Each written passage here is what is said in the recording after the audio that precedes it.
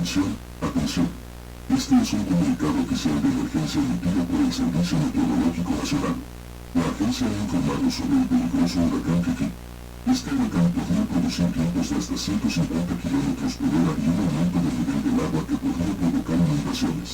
La población de Honduras debe escuchar las instrucciones que se darán a continuación. Permanezcan en un refugio que sea resistente y seguro. No se acerquen a las zonas costeras, ya que son las más propensas a las inundaciones.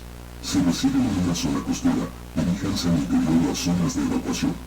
Manténganse atentos a nuevos boletines. Mantengan la calma y escuchen los comunicados oficiales. Fin del mensaje.